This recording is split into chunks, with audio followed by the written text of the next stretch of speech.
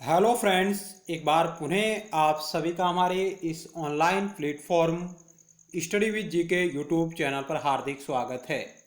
तो आज की हमारी चर्चा का विषय रहेगा राजनीति विज्ञान नागरिक शास्त्र, जिसके अंतर्गत हम पाश्चात्य राजनीतिक विचारकों के बारे में अध्ययन कर रहे हैं। उसी की दिशा में आज हम एक ऐसे महान विचारक जॉन लॉक के बारे में अध्ययन करेंगे। यह हमारी वीडियो सीरीज आगामी राजनीति विज्ञान और नागरिक शास्त्र से जुड़े समस्त प्रतियोगी परीक्षाओं की दृष्टि से आपके लिए बेहद ही महत्वपूर्ण है। इस वीडियो सीरीज में हम जॉन लॉक का जीवन परिचय, उसकी प्रमुख रचनाएं और उसके प्रमुख विचार, इसके बारे में विस्तार से अध्ययन करेंगे। तो आइए शुरुआत करते हैं टू द पॉइंट। यदि आप लोग पहली बार हमारे इस चैनल को देख रहे हैं और आपने अभी तक इसे सब्सक्राइब नहीं किया तो आप इसे जरूर सब्सक्राइब करें और पास में बेल के आइकन यानी घंटे को भी जरूर दबाएं, ताकि नेक्स्ट टाइम वीडियो सीरीज का नोटिफिकेशन आपके पास तुरंत पहुंच जाए। इसके अलावा आप लोग राजनीति विज्ञान, नागरिक शास्त्र और लोक प्रशासन विषय से संबंधित महत्वपूर्ण वीडियो सीरीज देखना चाहते हैं तो आप हमारे YouTube channel study with GK की प्लेलिस्ट पर जा सकते हैं, जहां आपको राजनीति विज्ञान, लोक प्रशासन और नागरिक शास्त्र से संबंधित महत्वपूर्ण वीडियो सीरीज आपको वहां पर देखने को मिलेगी। इसके अलावा आप टेलीग्राम चैनल से भी जुड़ सकते हैं, जिसका लिंक इसी वीडियो सीरीज के नीचे डिस्क्रिप्शन बॉक्स में दिया गया है। तो आइए शुरुआत करते हैं। जॉन लॉक, जो उदारवाद के जनक कहे जाते हैं, प्राकृतिक अधिकारों के समर्थक है, सामाजिक समझौतावादी विचारक है, इनके बारे में टू द पॉइंट अध्ययन करते हैं।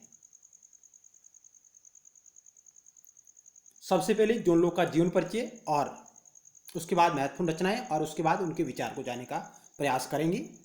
जॉन लॉक, जिनका टाइम पीरियड रहता है, इनका जन्म 1632 में होता है और इनकी मृत्यु 1704 ईस्वी में होती है।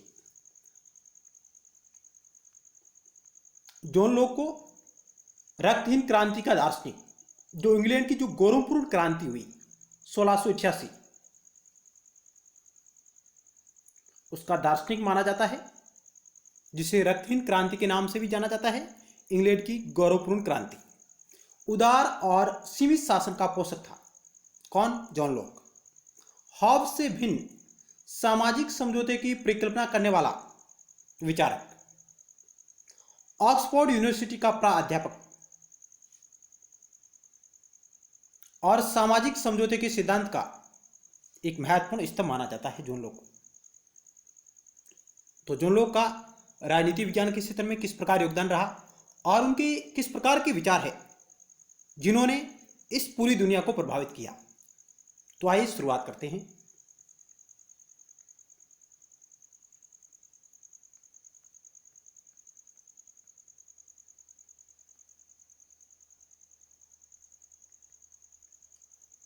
तो जॉन लॉक का टाइम पीरियड क्या है? तो 1632 में इनका जन्म हुआ और इनका निधन होता है 1704 ईस्वी में। इस काल अवधि के मध्य जॉन लॉक अपने विचारों का प्रतिपादन करते हैं।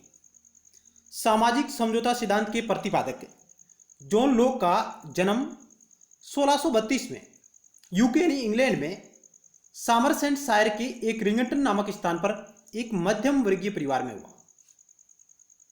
यानी प्रत्येक लाइन से अच्छे सवाल बन सकते हैं। जॉन लॉक किस देश का विचारक है? तो इंग्लैंड का। इनका जन्म इंग्लैंड में सामरसेटशायर के रिंगटन नामक स्थान पर एक मध्यम वर्गीय परिवार में हुआ। जब जॉन लॉक का जन्म हुआ उस समय हॉब्स की आयु 43 वर्ष थी और ब्रिटिश संसद अपने अधिकारों के लिए राजा के साथ संघर्ष कर रही थी। यानी ब्रिटिश संसद और राजा के मध्य गृह युद्ध चल रहा था। जब लॉक की आयु 12 वर्ष थी तो इंग्लैंड में गृह युद्ध शुरू हो गया। वह अपनी प्रारंभिक शिक्षा घर पर ही प्राप्त करके लॉक ने 15 वर्ष की आयु में वेस्टमिनिस्टर स्कूल में प्रवेश लिया। किस प्रकार जॉन लॉक की एक यात्रा की शुरुआत होती है? तो हमने देखा कि जॉन लॉक का जन्म 1632 ईस्वी में इंग्लैंड के सामरसेटशायर के रिंगटन नामक स्थान पर हुआ और जब जॉन लॉक का जन्म हुआ उस वक्त हॉब्स जैसे महान विचारक की आयु 43 वर्ष थी, क्योंकि हॉब्स भी जॉन लॉक से पूर्ववर्ती विचारक है और उन्होंने सामाजिक समझौता और अन्य कुछ महत्वपूर्ण विचारों का प्रतिपादन किया।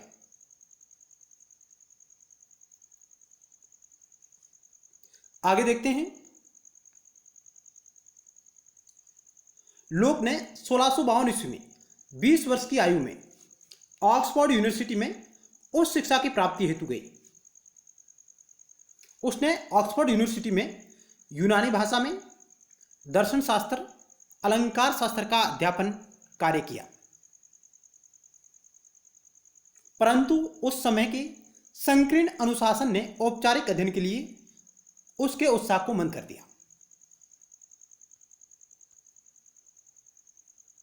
अर्थात जॉन लॉक जैसा महान विचारक 20 वर्ष की आयु में ऑक्सफोर्ड यूनिवर्सिटी में प्रवेश लेता है और वहाँ पर वह यूनानी भाषा के बारे में, दर्शन शास्त्र, अलंकार शास्त्र जैसे विषयों का अध्ययन करता है, किंतु उस समय के संकीर्ण अनुशासन ने उसके औपचारिक अध्ययन को निरुत्साहित कर दिया।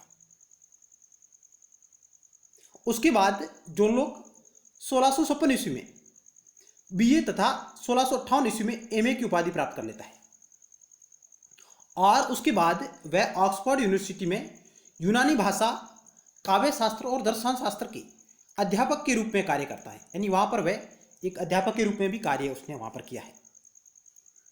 इसके बाद लोक ने एक चर्च में बिशप बनने का भी प्रयास किया, लेकिन उसको सफलता नहीं मिली। इसके आगे जॉन लॉक की यात्रा 1660 ईस्वी में जॉन लॉक का सामना एक ऐसे व्यक्ति से होता है, यानी कि डेविड टॉम्स नामक डॉक्टर के संपर्क में आते हैं। 1608 ईस्वी में जॉन लॉक डेविड टॉम्स नामक एक डॉक्टर के संपर्क में आते हैं और उसने चिकित्सा शास्त्र का ज्ञान प्राप्त करके इस क्षेत्र में अपनी रुचि बढ़ाई। यानी कि जॉन लॉक का संपर्क डेविड थॉमस नामक एक डॉक्टर से होता है और उससे वह चिकित्सा शास्त्र का ज्ञान प्राप्त करके चिकित्सा शास्त्र के क्षेत्र में रुचि बढ़ाता है और एक सफल चिकित्सक बन जाता है जॉन लॉक। चिकित्सक के नाते जॉन लॉक ने 1667 ईस्वी में उसके संबंध में उस समय के सुप्रसिद्ध राजनीतिज्ञ और व्हिग दल के संस्थापक लॉर्ड एशली से हुए। यानी कि एक डॉक्टर होने के नाते, जॉन लॉक के एक डॉक्टर होने के नाते 1667 में उसके संबंध एक ऐसे महान राजनीतिज्ञ और व्हिग दल के संस्थापक, यानी ब्रिटेन का जो व्हिग दल था उसके संस्थापक लॉर्ड एशली जैसे महान राजनीतिज्ञ से उसके संपर्क हो जाते हैं। और इसके बाद आगामी 15 वर्षों तक वह यानी जॉन लॉक लॉर्ड एशली का निजी डॉक्टर बनकर रहा, क्योंकि लॉर्ड एशली इंग्लैंड के व्हिग दल का एक संस्थापक था और एक महान राजनीतिज्ञ। इससे आप अंदाजा लगा सकते हैं कि जब 15 वर्ष तक लॉर्ड एशली का एक निजी डॉक्टर के रूप में रहता है तो वहां पर लॉर्ड एशली के विचारों का प्रभाव जॉन लॉक के जीवन पर पड़ा, जहां से वह राजनीतिक विचारकों के बारे में जानने लगा, राजनीति के बारे में उसने वहां पर समझा। और उसके बाद इस दौरान एशली के विश्वस्त सचिव के रूप में भी कार्य किया, यानी लॉर्ड एशली ने उसे एक सचिव के रूप में भी रख लिया। निजी डॉक्टर तो था ही, उसके साथ एक निजी सचिव के रूप में भी जॉन लॉक ने वहां पर कार्य किया। इससे उसको ब्रिटिश राजनीति और राजनीति को जानने का मौका मिला, क्योंकि 15 वर्षों तक वह लॉर्ड एशली जैसे महान विचारकों के सानिध्य में रहता है। कौन? John Locke. तो वहां पर उसने ब्रिटिश राजनीति को अच्छी तरह समझा।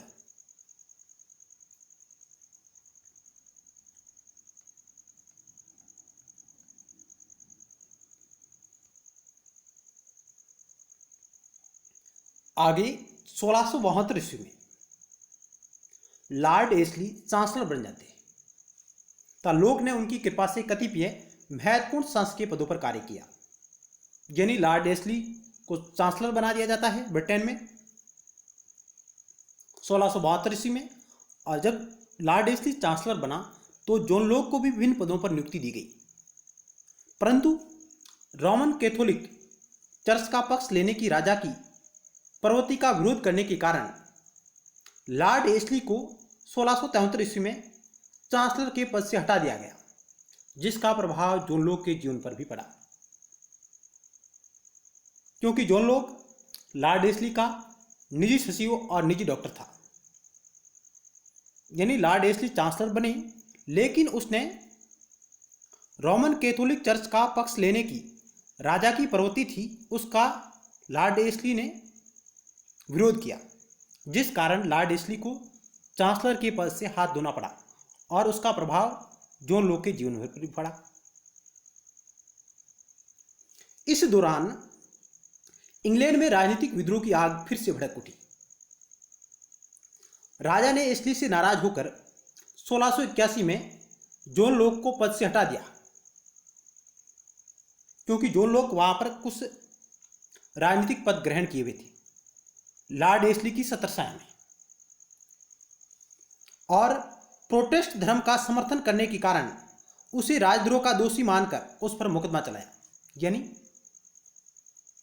उस समय राजा थे जिन्होंने जॉन लॉक के ऊपर प्रोटेस्ट धर्म का समर्थन करने के कारण उस पर राजद्रोह का मुकदमा चलाया, और बाद में वह उस मुकदमे से मुक्त होकर हॉलैंड पहुंच गया, जहां तक वह 1688 ईस्वी तक रहा। कौन? John Locke. यानी ब्रिटेन के राजा ने 1681 ईस्वी में जॉन लॉक को राजनीतिक पद से हटा दिया और उस पर राजद्रोह का मुकदमा चलाया गया, जिससे जॉन लॉक मुक्त हुआ बाद में धीरे धीरे, और वह हॉलैंड चला जाता है और वहां पर वह 1688 ईस्वी तक वहां पर रहता है। इस दौरान जब वह हॉलैंड में निर्वासित था, तो वहां पर उन्होंने हॉलैंड देश में निर्वासित राजनीतिज्ञों से भेंट की, जिसमें मुख्य रूप से वह विलियम ऑफ ऑरेंज के संपर्क में आया। कौन? John Locke.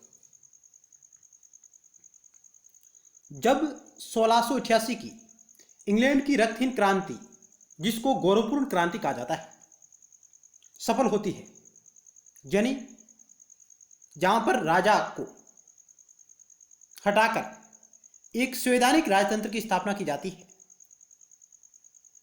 तब विलियम ऑफ ऑरेंज द्वारा निमंत्रण भेजे जाने पर वापस इंग्लैंड लौट आया। कौन? John Locke. कहां से? हॉलैंड से। जब 1688 की इंग्लैंड की गौरवपूर्ण क्रांति संपन्न हुई, जहां पर संवैधानिक राजतंत्र की स्थापना हुई और राजा की शक्तियां कम की गई, राजा की शक्तियों को सीमित किया गया, और उस वक्त विलियम ऑफ ऑरेंज ने जॉन लॉक को निमंत्रण दिया कि आप वापस आ जाइए हॉलैंड से इंग्लैंड। तो वो इंग्लैंड लौट आते हैं। वहां पर लॉक को कमिश्नर ऑफ अमिल्स का पद दिया गया, यानी जॉन लॉक ने कमिश्नर ऑफ अमिल्स के पद पर कार्य किया, इनकी नियुक्ति की गई। 1700 में वे स्वास्थ्य की कमजोरी के कारण इस पद से त्यागपत्र दे देते हैं, और 1704 में 72 वर्ष की आयु में इस महान दार्शनिक की मृत्यु हो जाती है। ये तो रहा जॉन लॉक का संक्षिप्त जीवन परिचय। यानी जॉन लॉक है जो एक डॉक्टर के रूप में लॉर्ड एस्ली के साथ अपना कार्य प्रारंभ करते हैं, जो ब्रिटेन के व्हिग दल के संस्थापक थे। लॉर्ड एस्ली एक राजनीतिज्ञ भी थे और उनके निजी सचिव के रूप में भी उन्होंने कार्य किया, और कई राजनीतिक पदों पर भी उन्होंने कार्य किया। और इंग्लैंड की गौरवपूर्ण क्रांति संपन्न हो जाने के बाद विलियम ऑफ ऑरेंज द्वारा उन्हें निमंत्रण भेजा जाता है और वो वापस इंग्लैंड आते हैं, और उन्हें वहां पर एक पद पर नियुक्ति दी जाती है, और वह है कमिश्नर ऑफ अमिल्स का पद। यानी इंग्लैंड की गौरवपूर्ण क्रांति के बाद जॉन लॉक को किस पद पर नियुक्ति दी गई? कमिश्नर ऑफ अमिल्स के पद पर। आगे हम जॉन लॉक के विचारों पर प्रभाव। जॉन लॉक एक उदारवादी विचारक थी। अन्य विचारकों की तरह उसके चिंतन को भी उसकी परिस्थितियों ने प्रभावित किया, क्योंकि कोई भी विचारक अपने समय की परिस्थितियों से प्रभावित हुए बिना नहीं रह सकता। उन्हीं परिस्थितियों से प्रभावित होकर वह उदारवादी बना। कौन? John Locke.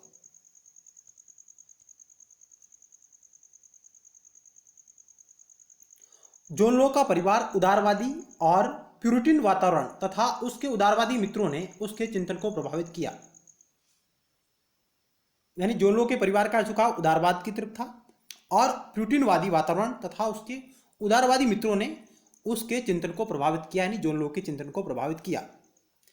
पार्लियामेंट यानी इंग्लैंड की संसद और राजा के बीच चलने वाले संघर्ष तथा ब्रिटेन की गोरखपुर क्रांति ने भी उसको प्रभावित किया।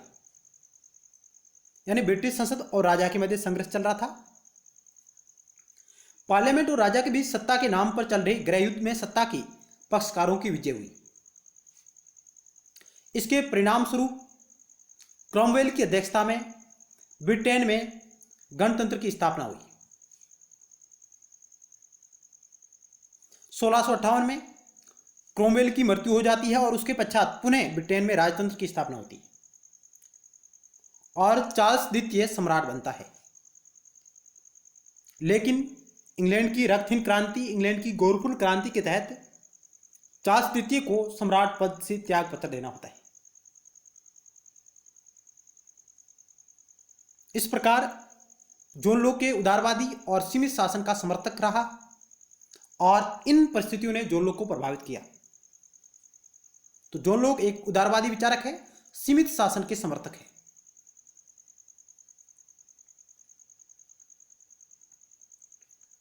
आगे देखते हैं जॉन लॉक की महत्वपूर्ण रचनाएं। हॉलैंड से लौटकर लॉक ने लेखन कार्य प्रारंभ किया। लॉक ने राजनीति शास्त्र, अर्थशास्त्र, धर्मशास्त्र, शिक्षा, दर्शन शास्त्र आदि विषयों पर 30 से अधिक ग्रंथ लिखे हैं। यदि भी उनकी सारी कृतियां 50 वर्ष की आयु के पश्चात प्रकाशित हुई। उसके महत्वपूर्ण लेखन कार्य के कारण उसकी गिनती इंग्लैंड की महान लेखकों में की जाती है। यानी जॉन लॉक ने 30 से अधिक ग्रंथों का संपादन किया है, लेखन कार्य किया है, लेकिन उनकी सभी कृतियां उनकी 50 वर्ष की आयु के बाद प्रकाशित हुई है, पहले नहीं। तो आइए उनकी कौन सी महत्वपूर्ण रचनाएं हैं उनके बारे में देखते हैं। उनकी रचना है N essay concerning human understanding. N essay concerning human understanding जो 1690 में प्रकाशित होती है। दूसरी रचना है उनकी टू ट्रीटाइज ऑफ गवर्नमेंट या two treatise of civil government, कभी कभी नाम आता है, या second treatise of civil government 1690। A letter concerning toleration, सहिष्णुता पर पत्र, यह 4 भागों में प्रकाशित होती है। जो फर्स्ट लेटर आया वो आया 1689 में, दूसरा 1690, तीसरा भी 1692, चौथा 1692।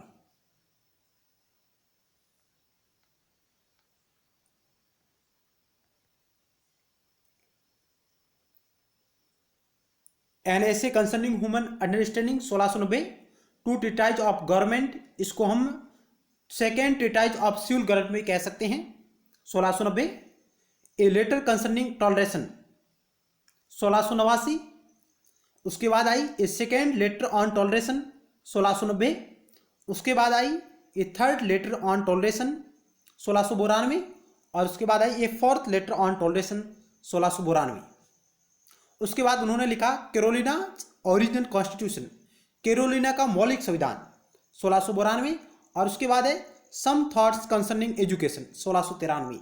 ये जॉन लॉक की महत्वपूर्ण रचना रही है, जहां से परीक्षाओं में सवाल आते हैं बार बार। जॉन लॉक की इंपॉर्टेंट रचनाएं हैं an essay concerning human understanding, two treatise of government, जिसमें वह सामाजिक समझौते सिद्धांत की बात करता है, ए लेटर कंसर्निंग टॉलरेशन, ये 4 भागों में प्रकाशित हुई, जिसमें second letter, third letter, fourth letter.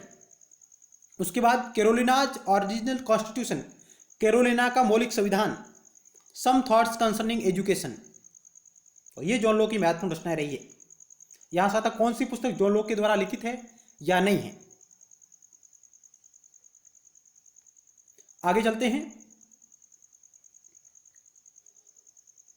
तो ये जॉन लॉक की बुक का हिंदी में नाम है मानव स्वभाव के संबंध में निबंध। इस पुस्तक की रचना लॉक ने 1687 में की, लेकिन इसका प्रकाशन 1690 में हुआ। मानव स्वभाव के संबंध में निबंध, इसको इंग्लिश में देख सकते हैं आप, N essay concerning human understanding. दूसरी पुस्तक है शासन पर दो निबंध, टू ट्रीटाइज ऑफ गवर्नमेंट। दूसरी पुस्तक है शासन पर दो निबंध, जिसको टू ट्रीटाइज ऑफ गवर्नमेंट या second treatise of civil government के नाम से भी जाना जाता है। ये जॉन लॉक की सबसे महत्वपूर्ण रचना है।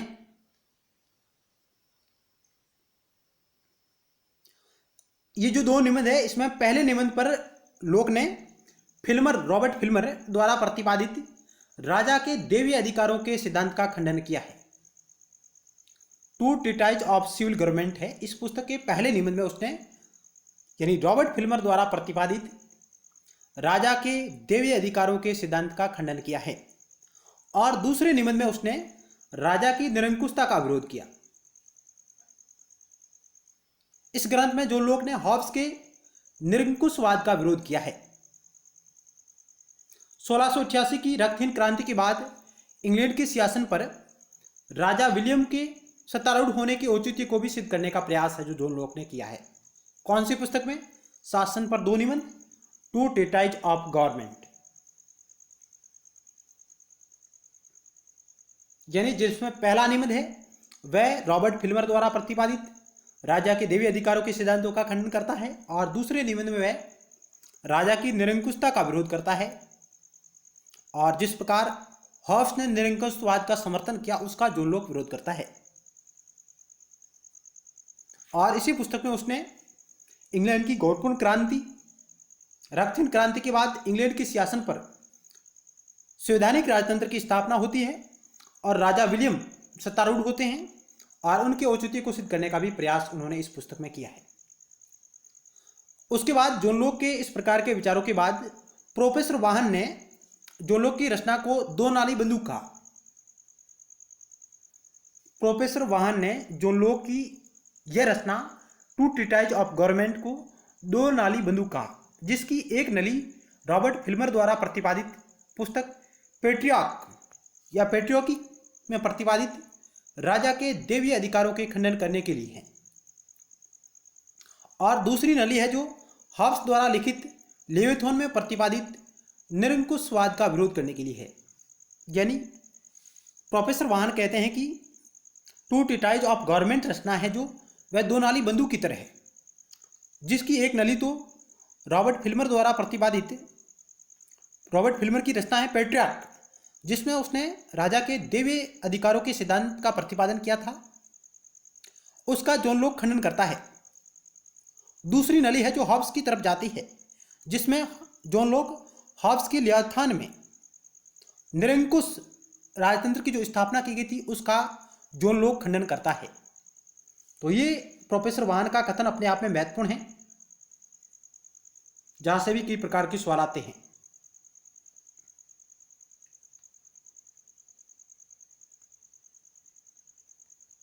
जॉन लॉक का दूसरा निबंध राजनीतिक चिंतन की दृष्टि से काफी महत्वपूर्ण है, क्योंकि इसमें सरकार के मूल प्रश्नों को उठाया गया तथा राजसत्ता व कानून के औचित्य को सिद्ध करने का प्रयास है जो जॉन लॉक के द्वारा किया गया कि राज्य की आज्ञा का पालन क्यों करना चाहिए। इस प्रकार के प्रश्नों का उत्तर देने का प्रयास जॉन लॉक ने किया है two treatise of civil government. Cambridge विश्वविद्यालय के प्रोफेसर पीटर लॉस्लेट ने कहा कि कैम्ब्रिज विश्वविद्यालय जो संदर्भवाद का समर्थक है,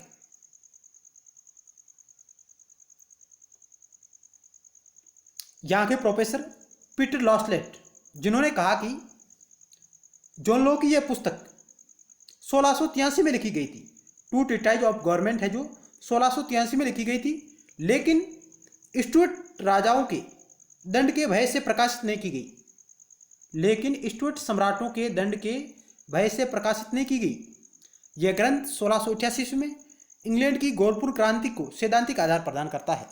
इस प्रकार की बात कैम्ब्रिज यूनिवर्सिटी के प्रोफेसर पीटर लॉस्लेट है जो करते हैं two treatise of civil government के बारे में, जो जॉन लॉक की महत्वपूर्ण रचना है उसके बारे में।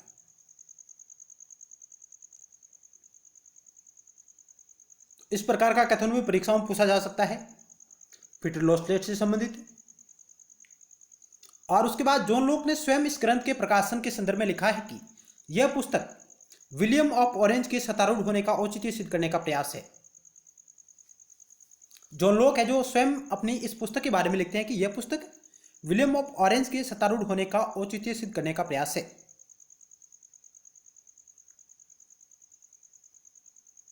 और ये किस पुस्तक के बारे में बात हो रही है? ये हो रही है two treatise of civil government, जिसको हम सेकेंड ट्रीटाइज ऑफ गवर्नमेंट भी के नाम से भी जानते हैं।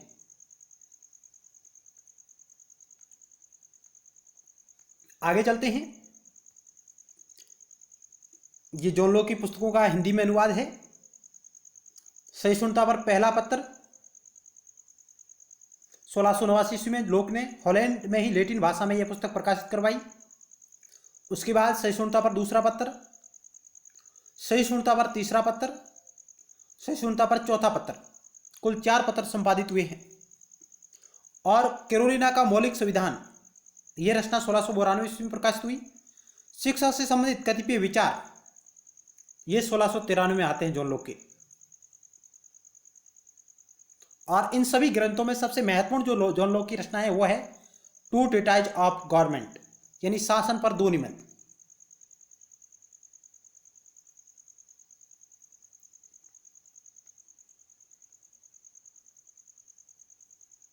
आइए जॉन लॉक की अध्ययन पद्धति कौन सी है उसके बारे में अध्ययन करते हैं, जानते हैं। जॉन लॉक की पद्धति, जहां हॉब्स की पद्धति तार्किक, दार्शनिक, चिंतनात्मक है, वहीं जॉन लॉक की पद्धति अनुभववादी व बौद्धिक है। जॉन लॉक और हॉब्स में विचारों में काफी अंतर पाया जाता है। जहां एक तरफ हॉब्स तार्किक, दार्शनिक, चिंतनात्मक पद्धति का अध्ययन करता है, दूसरी तरफ जॉन लॉक के द्वारा अनुभववादी और बौद्धिक पद्धति को अपनाया जाता है।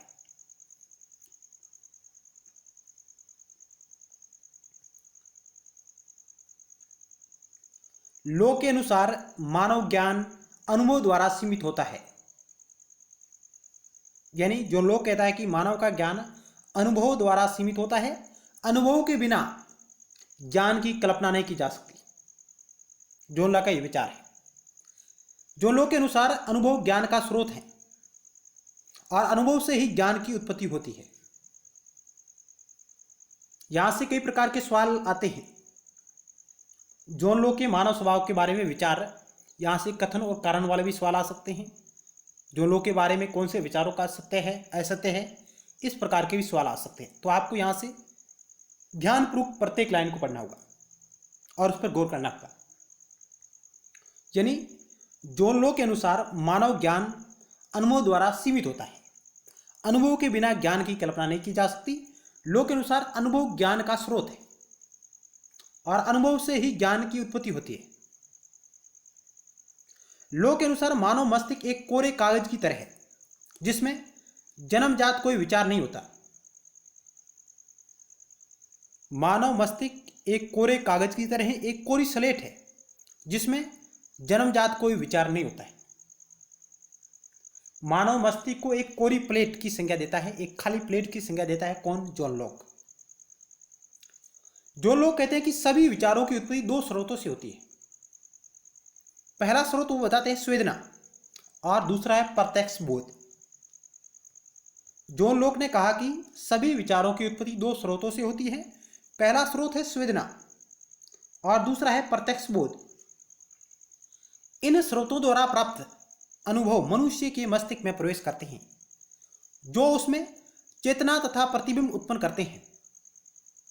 बुद्धि द्वारा मस्तिष्क में तब उन विचारों का विश्लेषण होता है एवं तुलना होती है। उसके फलस्वरूप जटिल विचार उत्पन्न होकर ज्ञान का साधन बनते हैं। इस प्रकार जॉन लॉक कहता है कि ज्ञान की उत्पत्ति अनुभव के द्वारा होती है। अनुभव के बिना ज्ञान की कल्पना करना ही निरर्थक है। अनुभव से ही ज्ञान का उत्पन्न होता। इस प्रकार जॉन लॉक ने विचारों की उत्पत्ति के 2 स्रोतों की बात कही है, संवेदना और प्रत्यक्ष बोध। ज्ञान तब उत्पन्न होता है जब बुद्धि अपने विचारों की परस्पर तुलना करके उनके परस्पर मतैक्य तथा मत विभिन्न देखती है। यही जॉन लॉक की अनुभववादी पद्धति का आधार है।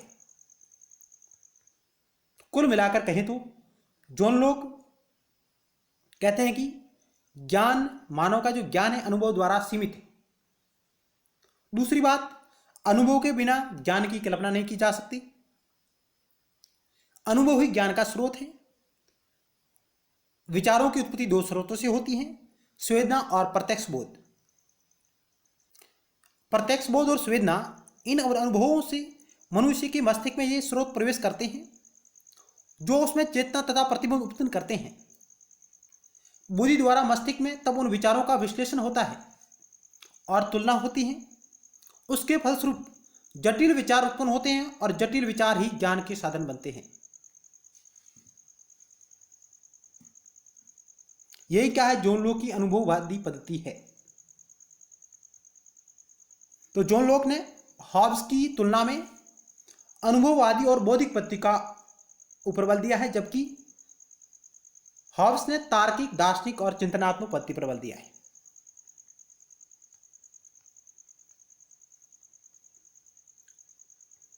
जॉन लॉक की अनुभववादी पद्धति में तीन मुख्य बातें हैं।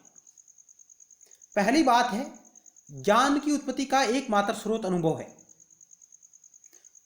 कोई भी विचार अंतर्जात नहीं होता, यानी जन्मजात नहीं होता है। मानव मस्तिष्क एक कोरी स्लेट की तरह है, स्वतः साक्ष्य विश्वसनीय नहीं है। विचार इंद्रिय सापेक्ष होता है और उसकी उत्पत्ति अनुभव से ही होती है। जॉन लॉक की स्वतः साक्ष्य विश्वसनीय नहीं है जब तक कि वह अनुभव के द्वारा परिष्कृत नहीं हो। दूसरा, वो कहते हैं कि ज्ञान का स्वभाव विवेक सम्मत है, क्योंकि जॉन लॉक मानव को विवेकशील प्राणी मानता है। वास्तविक ज्ञान तभी प्राप्त होता है जब बुद्धि विचारों में पारस्परिक संबंधों की स्थापना करती है, तुलना करती है, उनका विश्लेषण करती है। तीसरी बात, जॉन लॉक कहते हैं कि ज्ञान का क्षेत्र उसके अज्ञान के क्षेत्र से बहुत छोटा है। किसने कहा? जॉन लॉक ने कहा। ज्ञान का क्षेत्र उसके अज्ञान के क्षेत्र से बहुत छोटा है, क्योंकि जॉन लॉक के अनुसार मनुष्य एक ससीम प्राणी है जो इस अनंत, असीम, महान ब्रह्मांड की सभी बातों को जान नहीं सकता। इसलिए व्यक्ति का ज्ञान उसके अज्ञान की तुलना में स्वल्प है, कम है। तो ज्ञान का क्षेत्र उसके ज्ञान के क्षेत्र से बहुत छोटा है। इस प्रकार के विचार जॉन लॉक के हैं मानव स्वभाव, उसकी अनुभव पद्धति के बारे में।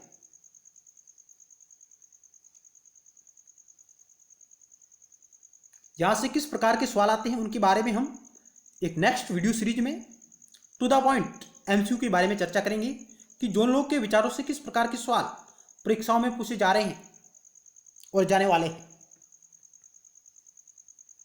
तो हमारी एक प्रैक्टिस बहुत ही अच्छी तरीके से हो जाएगी। सबसे पहले हम to the point John Locke के विचारों को जानने का प्रयास कर रहे हैं। आगे चलते हैं।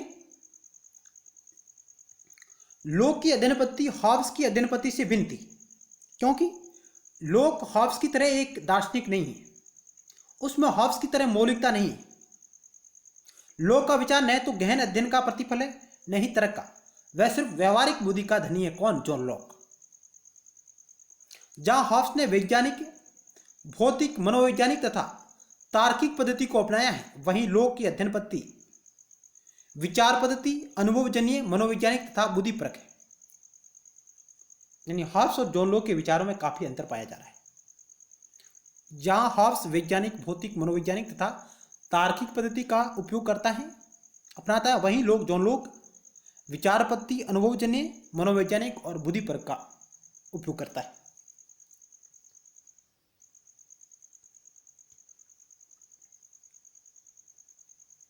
अगली स्लाइड में हम जॉन लॉक के मानव स्वभाव के ऊपर क्या विचार है उसको जानने का प्रयास करेंगे। जॉन लॉक के मानव स्वभाव के ऊपर विचार। जॉन लॉक की मानव स्वभाव की अवधारणा।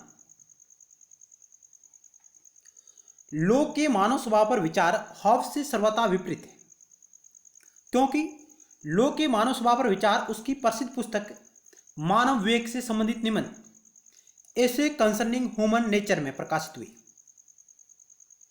ऐसे कंसर्निंग ह्यूमन नेचर अंडरस्टैंडिंग में पाए जाते हैं। और यह पुस्तक 1689 में प्रकाशित हुई।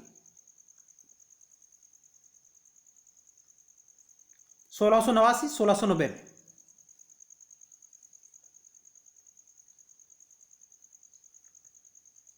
लोग का यह विश्वास है कि मनुष्य एक बुद्धियुक्त सामाजिक प्राणी है, विवेकशील प्राणी है, अतः वह एक नैतिक व्यवस्था को मानकर उसके अनुसार चलता है। वह स्वार्थी, स्पर्धात्मक, लड़ाकू नहीं। वह अन्य प्राणियों के प्रति सद्भावना युक्त तथा प्रेम युक्त भाव रखता है तथा परोपकार और न्याय की भावना से ग्रहण कर लेता है। वह अन्यों के प्रति शांति सौहार्द बनाए रखना चाहता है, स्वयं को एक सामाजिक बंधन में बांध कर रखता है। यानी जॉन लॉक मानव स्वभाव के बारे में उसके विचार है जो सकारात्मक विचार है। जॉन लॉक के मानव स्वभाव के बारे में सकारात्मक विचार है, जबकि हॉब्स के मानव स्वभाव के बारे में नकारात्मक विचार है। क्योंकि हॉब्स कहता है कि प्राकृतिक अवस्था में मनुष्य स्वार्थी, लालची, ढोंगी, झगड़ालू, प्राकृतिक अवस्था प्रत्येक के विरुद्ध युद्ध की अवस्था थी। लेकिन लॉक है जो मनुष्य को अच्छा प्राणी मानता है, एक सामाजिक प्राणी मानते हुए मनुष्य एक नैतिक व्यवस्था को मानकर चलता है। वह दूसरों के प्रति अच्छे व्यवहार की कल्पना करता है, दूसरों के प्रति प्रेम दया भाव रखता है। तो इस प्रकार के विचार है जॉन लॉक के मानव स्वभाव के संबंध में, जबकि हॉब्स के विचार है जो मानव स्वभाव के बारे में नकारात्मक विचार है और जॉन लॉक के मानव स्वभाव के बारे में सकारात्मक विचार है। उदारवादी विचारक होने के नाते जॉन लॉक के विचार मानव प्रकृति के बारे में व्यक्ति की गरिमा और गौरव के अनुरूप है।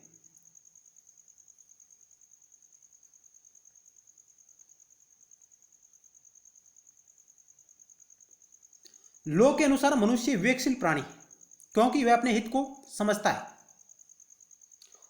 और यदि उसके स्वतंत्र रहने दिया जाए, यानी मनुष्य को यदि स्वतंत्र रहने दिया जाए तो वह अपना हित साधन करने में समर्थ है। जॉन लॉक कहता है कि मनुष्य विवेकशील प्राणी है और विवेकशील प्राणी के होने के नाते वह अपने हित को एक भली भांति तरीके से समझता है। यदि उसे स्वतंत्र रहने दिया जाए तो वह अपने हित का साधन करने में समर्थ है। अपने अनुभव के आधार पर मानव बुद्धि विवेकपूर्ण निष्कर्ष निकालने में पूर्ण समर्थ है।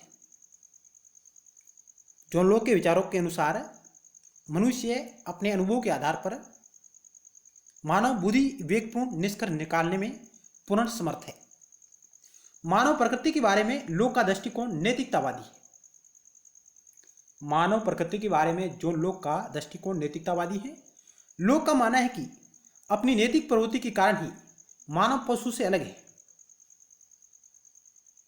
मानव विश्व व्यवस्था का एक अंग है। वह संसार एक नैतिक व्यवस्था है। जो लोग कहता है कि वह सारा संसार एक नैतिक व्यवस्था है।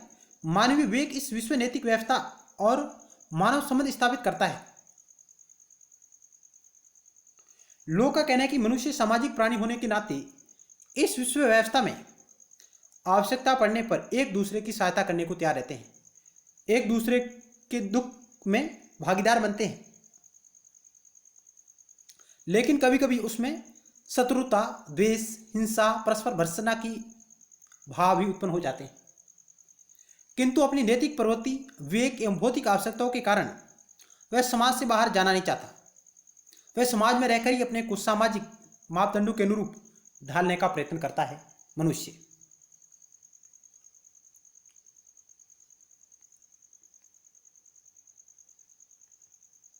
जॉन लॉक का मानना है कि विवेकशील प्राणी होने के नाते मनुष्य अपने अस्थायी स्वार्थपन को त्याग कर समाज का अभिन्न अंग बन जाता है या बना रहता है।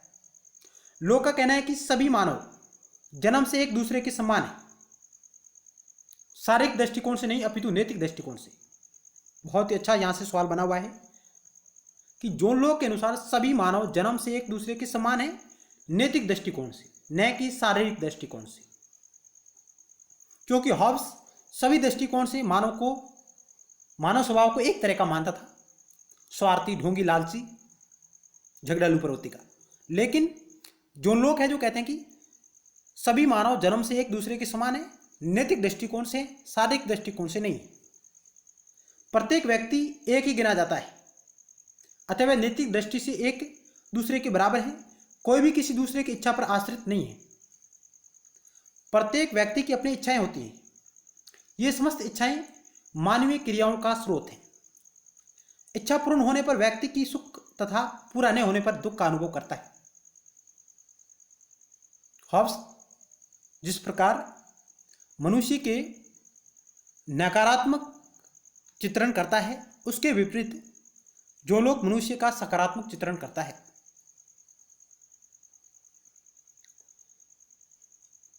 लोग कहते हैं कि मनुष्य की इच्छा पूर्ण होने पर व्यक्ति सुख तथा पूरी नहीं होने पर दुख का अनुभव करता है।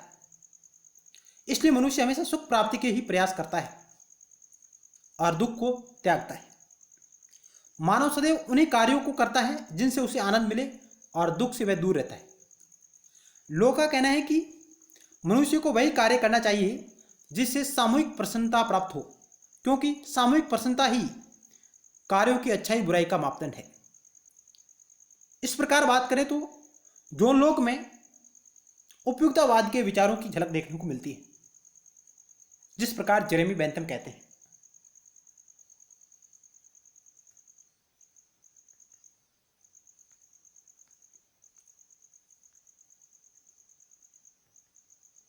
लोक के अनुसार सभी मनुष्य सदा बौद्धिक रूप से विचार कर सुख की प्राप्ति नहीं चाहते।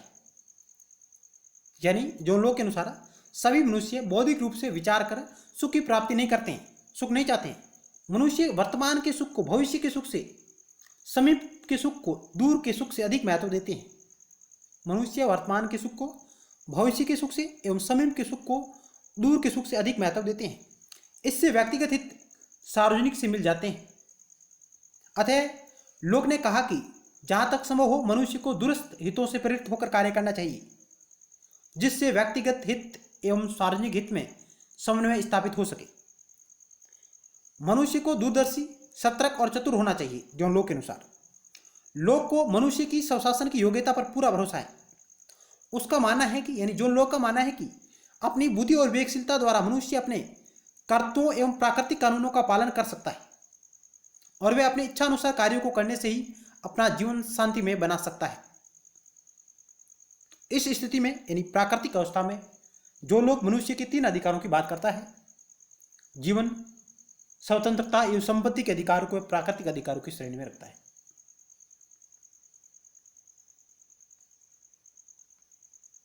अब हम देखते हैं कि मानव स्वभाव की अवधारणा के निहितार्थ क्या है, निष्कर्ष क्या है। जो लोग के मानव स्वभाव से ये बात हमारे सामने निष्कर्ष के रूप में आती है कि मनुष्य एक सामाजिक और विवेकशील प्राणी है। मनुष्य शांति और भाईचारे की भावना से रहता है या रहना चाहता है। मनुष्य के स्वार्थी होते हुए भी उसमें दूसरे के प्रति सहानुभूति और परोपकार की भावना है। सभी व्यक्ति नैतिक रूप से समान हैं।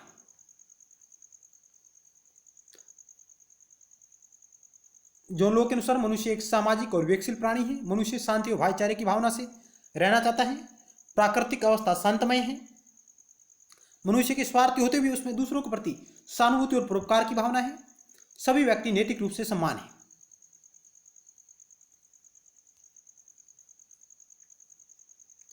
अब हम जॉन लॉक और हॉब्स के मानव स्वभाव की तुलना को देखेंगे। किस प्रकार मानव स्वभाव पर हॉब्स और जॉन लॉक के विचार भिन्न हैं।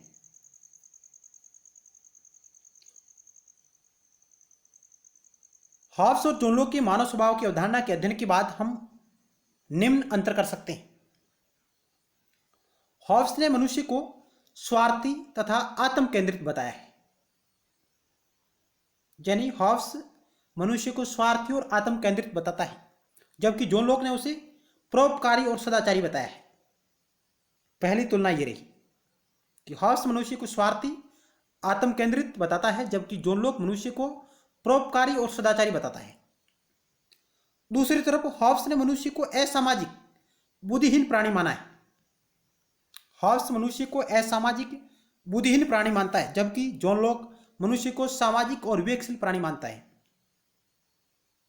हॉब्स की प्राकृतिक अवस्था पूर्व सामाजिक और पूर्व राजनीतिक थी, जबकि जॉन लॉक की प्राकृतिक अवस्था पूर्व राजनीतिक है, न कि पूर्व सामाजिक। हॉब्स मनुष्य को पशु के समान मानता है, लेकिन लॉक उसे नैतिक गुण से संपन्न मानता है। मनुष्य नैतिक गुण से संपन्न है, जबकि हॉब्स कहता है कि मनुष्य पशु के समान है। हॉब्स ने मनुष्य की शारीरिक एवं मानसिक शक्तियों के आधार पर सभी मनुष्यों को समान माना है। हॉब्स मनुष्य की शारीरिक एवं मानसिक शक्तियों के आधार पर सभी मनुष्यों को समान मानता है, लेकिन लॉक इसका विरोध करते हैं। लोग कहते हैं कि मनुष्य केवल नैतिक रूप में सभी को समान मानता है। यानी जॉन लॉक नैतिक रूप में सभी मनुष्यों को समान मानता है, शारीरिक रूप में नहीं। तो ये कुछ प्रमुख अंतर है जॉन लॉक के और हॉब्स के विचारों में मानव स्वभाव के बारे में।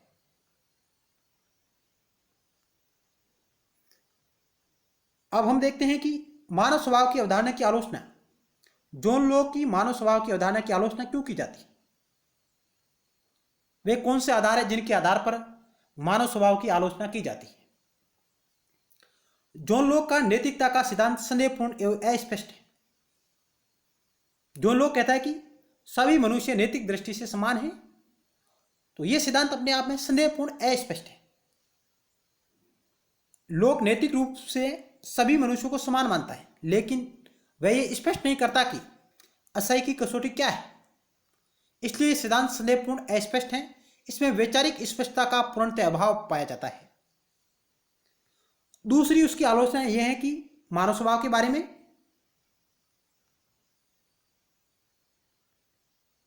लोक के मानव प्रकृति संबंधी विचारों में विरोधाभास एवं असंगति है। लोक मनुष्य को एक तरफ तो परोपकार, शांति एवं सद्भावी प्रकृति का मानता है, लेकिन दूसरी ओर उसका मानना है कि व्यक्ति स्वार्थी है। इससे वैचारिक असंगति एवं विरोधाभास का जन्म होता है। तो इस आधार पर जॉन लॉक के मानव स्वभाव के विचारों की आलोचना की जाती है। तीसरा जो आधार है कि लॉक की मानव प्रकृति की अवधारणा एक पक्षीय है। कैसे? लॉक ने हॉब्स की तरह ही मानव स्वभाव के एक पक्ष पर विचार किया है। लॉक मानव स्वभाव को अच्छा बताता है, परंतु मानव में सहयोगी, स्नेही, विवेकपूर्ण एवं सामाजिक प्राणी होने के अलावा दैत्य प्रवृत्ति भी होती है। उसकी बात जॉन लॉक नहीं करता है। केवल जॉन लॉक मानव के सकारात्मक पक्ष का ही चित्रण करता है, मानव स्वभाव के सकारात्मक पक्ष का ही चित्रण करता है। जिस तरह जो हॉब्स ने मानव स्वभाव के नकारात्मक पक्ष का चित्रण किया है, उसी प्रकार जॉन लॉक मानव स्वभाव के केवल सकारात्मक पक्ष का चित्रण करता है।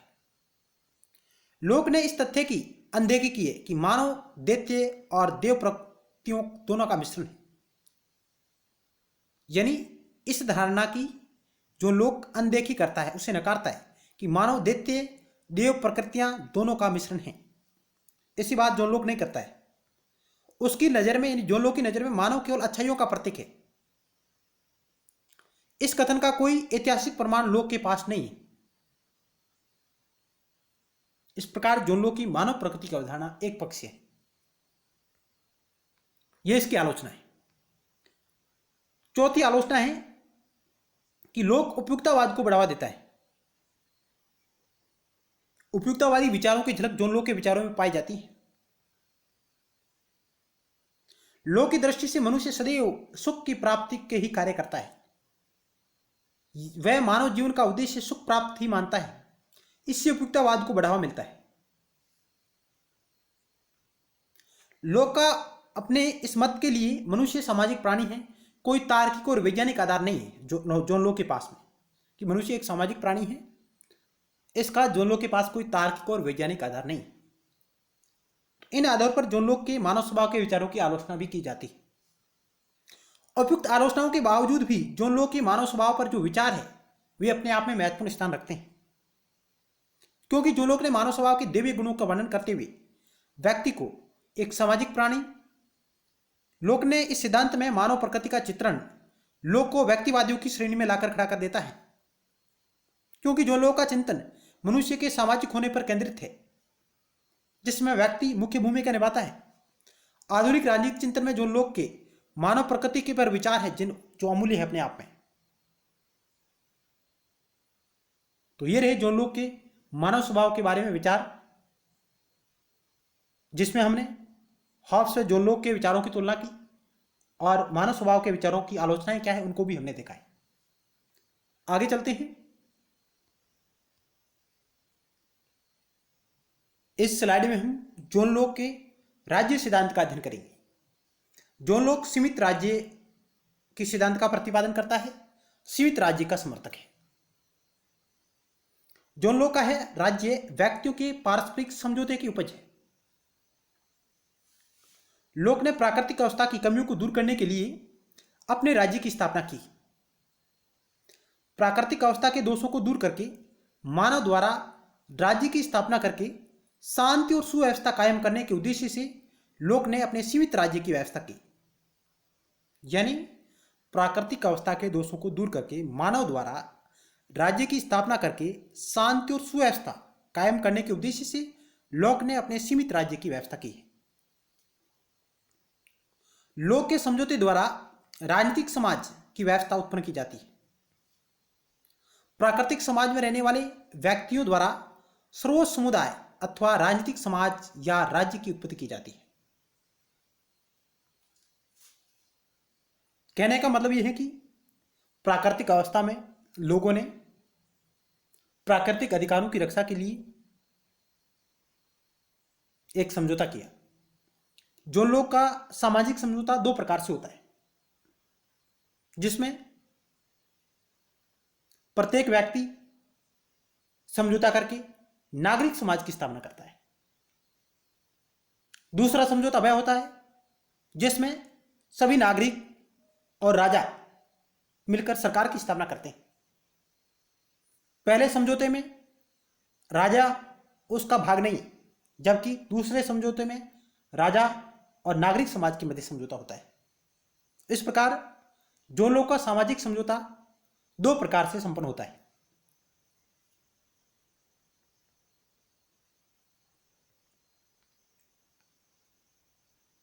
जॉन लॉक के राज्य में प्रभुसत्ता समुदाय के पास रहती है, लेकिन इसका उपभोग बहुमत द्वारा किया जाता है। राज्य निरंकुशता के साथ कार्य कर सकता है, किंतु जनहित के लिए। निरंकुशता वहीं तक सफल हो सकती है जहां कार्य जनहित के लिए हो। राज्य के कानूनों को प्राकृतिक तथा ईश्वरीय कानूनों के अनुरूप होना चाहिए। यानी राज्य के कानून को प्राकृतिक और नैतिक रूप से सही होना चाहिए। राज्य को तुरंत दिए गए आदेशों का पालन नहीं करना चाहिए, बल्कि कानूनों तथा अधिकृत जजों के माध्यम से ही करना चाहिए। राज्य को तुरंत दिए गए आदेशों का पालन नहीं करना चाहिए, बल्कि कानूनों को तथा अधिकृत जजों के माध्यम से ही लागू करना चाहिए। विधायिका कानून बनाने की शक्ति को हस्तांतरित नहीं कर सकती, जो लोग कहते हैं। समुदाय अपनी इच्छानुसार न्यासधारियों को बदल सकता है।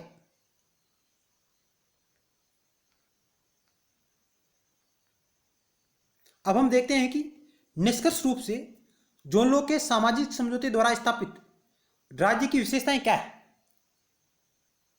तो यहां से भी सवाल आते हैं। तो जॉन लॉक संवैधानिक राज्य के सिद्धांत का प्रतिपादन करता है। कहने का मतलब यह है कि लॉक का राज्य एक संवैधानिक राज्य है। इसका अर्थ यह है कि राज्य कानून के द्वारा अनुशासित, अनुप्रमाणित और संचालित होता है।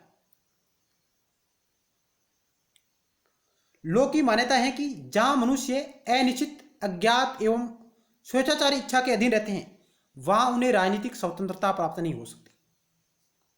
यानी जॉन लॉक अपने विचारों में कहते हैं कि जहां मनुष्य अनिश्चित, अज्ञात एवं स्वेच्छाचारी इच्छा के अधीन रहते हैं, वहां उन्हें राजनीतिक स्वतंत्रता प्राप्त नहीं हो सकती।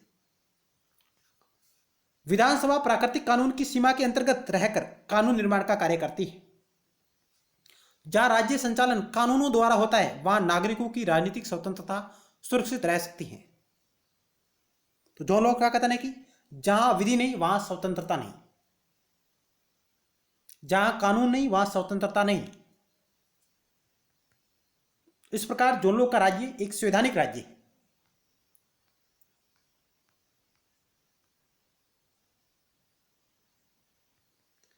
जोन लोक का कहना है कि समाज तथा शासन के उद्देश्यों के साथ निरंकुश स्वेच्छाचारी शक्ति अर्थात बिना निश्चित स्थापित कानूनों के शासन करने की धारणा कोई संगति नहीं रखती।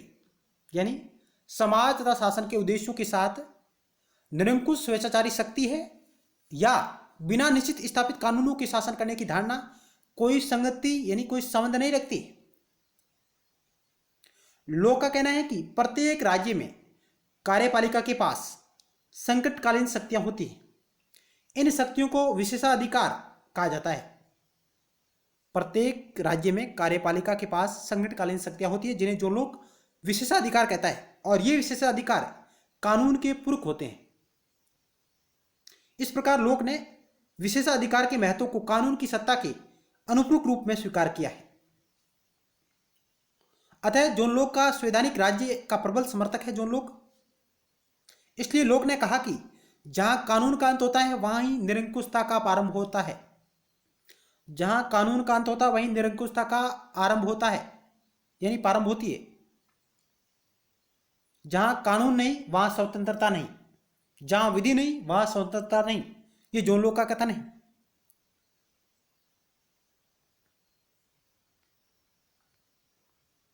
जोन लोक के राज्य की दूसरी विशेषता है जन कल्याण का उद्देश्य। जोन लोक का राज्य जन कल्याण के उद्देश्य से कार्य करेगा। जोन लोक के राज्य की सर्वाधिक महत्वपूर्ण विशेषता राज्य जनता के लिए, जनता राज्य के लिए नहीं है। जोन लोक का राज्य जनता के लिए है, जनता राज्य के लिए नहीं है। लोक ने इस बात पर जोर दिया कि सरकार का उद्देश्य मानव समुदाय का कल्याण करना है।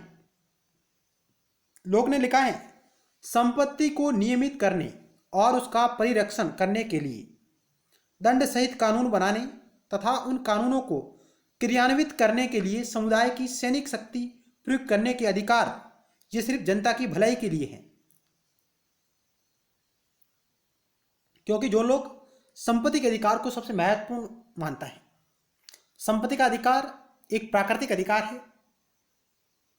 जीवन, स्वतंत्रता और संपत्ति के अधिकार, ये तीनों प्राकृतिक अधिकार है, जिसमें वह संपत्ति के अधिकार को सबसे महत्वपूर्ण अधिकार के रूप में चित्रित करता है, परिभाषित करता है। तो जो लोग कहेंगे नहीं, राज्य है जो संपत्ति को नियमित करने और उसका परिरक्षण करने के लिए दंड सहित कानून बनाने तथा उन कानूनों को क्रियान्वित करने के लिए समुदाय की सैनिक शक्ति प्रयुक्त करने के अधिकार, यह सिर्फ जनता की भलाई के लिए है। संपत्ति की रक्षा के लिए सैनिक शक्ति का प्रयोग करना यह सिर्फ जनता की भलाई के लिए ही है।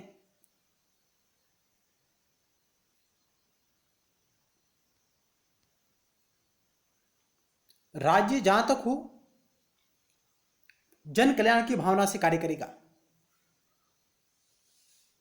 लोक ने राज्य को यंत्रवादी दृष्टिकोण अपनाते हुए जोन लोक राज्य को एक यांत्रिक राज्य के रूप में परिभाषित करते हैं। राज्य को उपकरण मानते हुए जनता के कल्याण की बात कही। राज्य का उद्देश्य मनुष्य के प्राकृतिक अधिकारों, जीवन, स्वतंत्रता तथा संपत्ति की रक्षा करना है। अतः राज्य का उद्देश्य जन कल्याण है।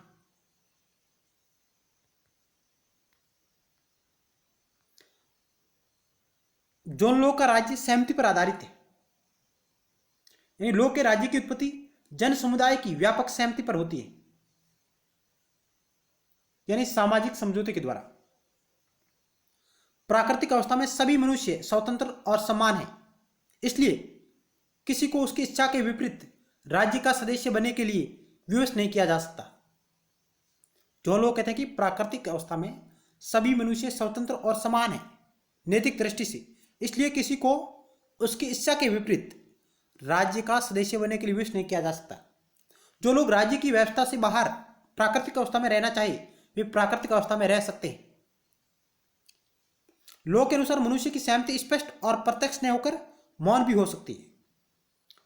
जो लोग का जब समझौता होता है तो वह कहते हैं कि मनुष्यों की सहमति स्पष्ट और प्रत्यक्ष न होकर मौन भी हो सकती है। फिर भी लोग इस बात पर जोर देते हैं कि राज्य समस्त जनता की सहमति है, एवं जन कल्याणार्थ राज्य को सहमति प्रदान करती है। यानी जनता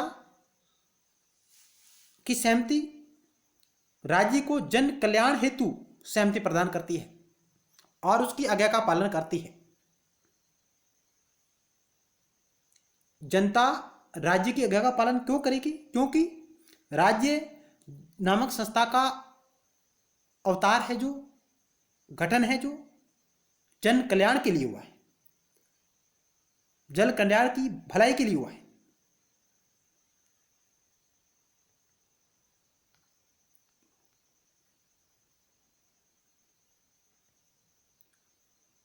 जोन लॉ के अनुसार जन इच्छा पर आधारित राज्य को मान्य होने के लिए उसे पुनः स्वीकार करना आवश्यक है। जन इच्छा, जिसको हम सामाजिक समझौता भी कह सकते हैं। जन्म लेते समय मनुष्य किसी राज्य या सरकार के अधीन नहीं होता है, परंतु अगर वयस्क होने के बाद मानव अपने जन्म के देश की सरकार द्वारा सेवाओं को स्वीकार करते हैं तो यह उसकी सहमति का परिचायक है। यदि शासक जनहित में कार्य न करे तो जनता को उसके विरुद्ध विद्रोह करने का भी अधिकार है। इस प्रकार जोन लॉ क्रांति के अधिकार को भी मान्यता देता है सरकार के विरुद्ध, शासक के विरुद्ध।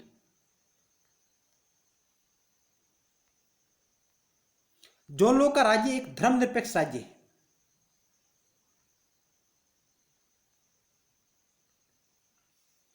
लॉ का राज्य धर्म सहिष्णु राज्य है।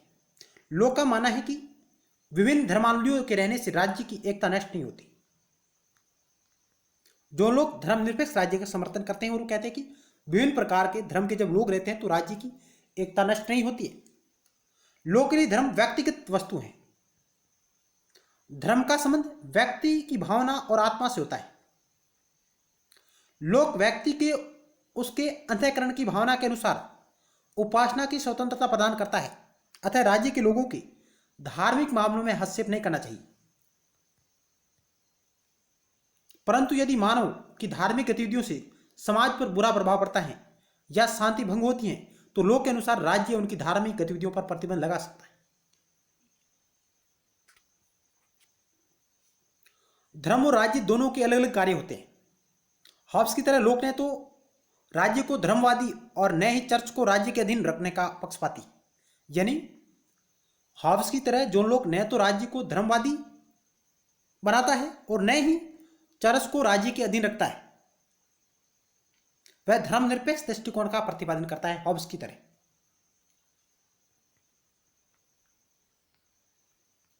पांचवी विशेषता है कि जोन लोक का राज्य उदारवादी राज्य है। वह जन सहमति पर आधारित है। उसका उद्देश्य जन कल्याण है। वह संवैधानिक है, वह मर्यादित है, वह सहिष्णु है। वह जनता को कुछ स्थितियों में राज्य के विरुद्ध विद्रोह करने का अधिकार प्रदान करता है। जो लोग ने शासकों को नैतिक बंधन में बांधकर उन्हें शासितों या प्रजा के प्रति उत्तरदायी बनाया। लोक ने शासन को विधि के अधीन कर शक्ति प्रकरण के सिद्धांत का बीजारोपण किया। बहुमत के निर्णय में अपनी आस्था प्रकट कर हिंसक सुधारों के बदले शांतिपूर्ण सुधारों का प्रतिपादन कर लोक ने उदारवाद का परिचय दिया।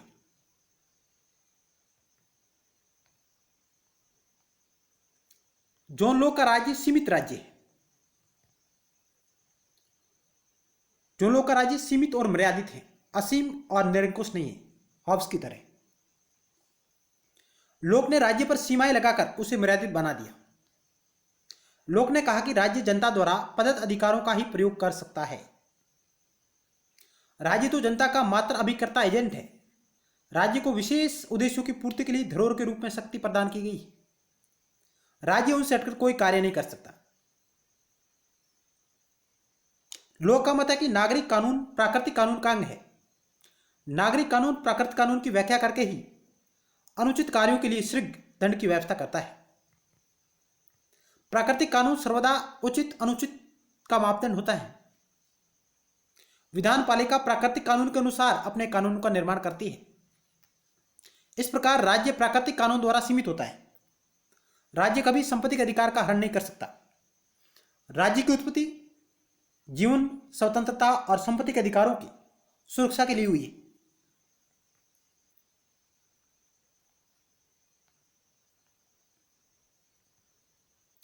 इस प्रकार लोक का कथन है कि राज्य को निश्चित उद्देश्यों की प्राप्ति हेतु न्यासधारी शक्तियां ही प्राप्त है।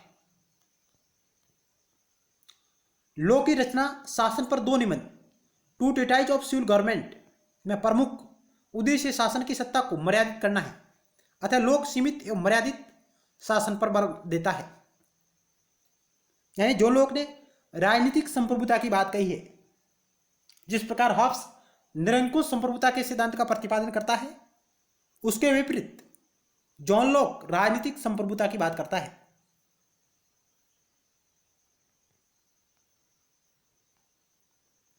जॉन लॉक के राज्य की जो सातवीं विशेषता हुआ है निषेधात्मक राज्य। जॉन लॉक का कार्य क्षेत्र निषेधात्मक है, यानी राज्य सिर्फ सुरक्षा, शांति और न्याय संबंधी कार्यों को पूरा करता है। नागरिकों को शिक्षा, स्वास्थ्य, नैतिक बनाना राज्य का दायित्व नहीं है। वह स्वेच्छा से नागरिकों की संपत्ति पर कर नहीं लगा सकता। इस प्रकार जॉन लॉक राज्य के नकारात्मक कार्यों का वर्णन करते हैं। वेपर महोदय ने कहा कि राज्य केवल उन्हीं असुविधाओं और कठिनाइयों को दूर करने की कोशिश करता है जो प्राकृतिक अवस्था में थी। वह केवल सुरक्षा, सुव्यवस्था और न्याय के तीनों कार्य करता है। इसके अतिरिक्त शिक्षा देना, उसका स्वास्थ्य सुधारना, उन्हें सुसंस्कृत और नैतिक बनाने का कार्य कोई राज्य नहीं कर सकता। वेपर जैसे विचारक है जो जॉन लॉक के राज्य के बारे में कहते हैं कि जॉन लॉक का जो राज्य है वह केवल उन्हीं असुविधाओं और कठिनाइयों को दूर करने की कोशिश करता है जो प्राकृतिक अवस्था में थी, और वे थी सुरक्षा की अवस्था, सुव्यवस्था और न्याय। ये तीन कठिनाइयां थी, इनको दूर करने का प्रयास करता है। इस प्रकार का कथन वेपर महोदय का है।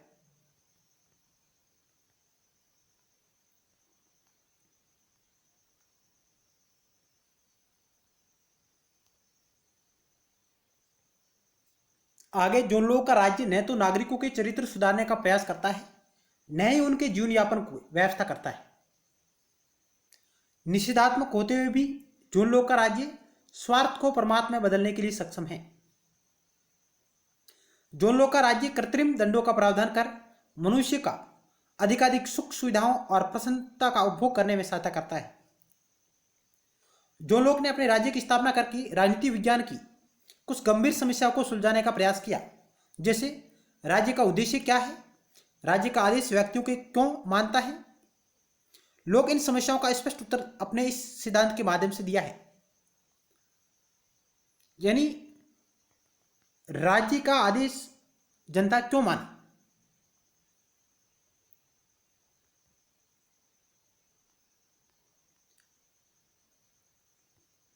जॉन लॉक का उद्देश्य, राज्य का उद्देश्य जन कल्याण को बताता है। जॉन लॉक राज्य का उद्देश्य जन कल्याण को बताता है। राज्य व्यक्ति के अधिकारों का संरक्षक है, इसलिए व्यक्ति स्वेच्छानुसार राज्य की बात मानते हैं। इस प्रकार जॉन लॉक ने सीमित एवं मर्यादित राज्य की स्थापना करके जन कल्याणकारी रूप प्रदान किया है।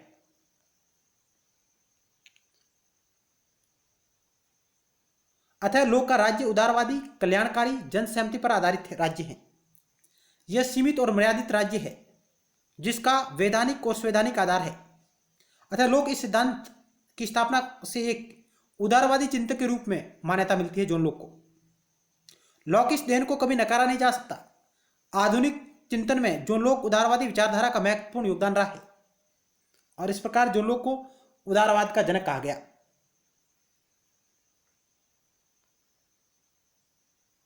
तो आज के इस वीडियो लेक्चर में हमने जॉन लॉक के जीवन परिचय, उसकी प्रमुख रचनाएं, उसकी अध्ययन पद्धति, मानव स्वभाव के बारे में जॉन लॉक के विचार और जॉन लॉक के राज्य का सिद्धांत और उसकी विशेषताओं के बारे में अध्ययन किया।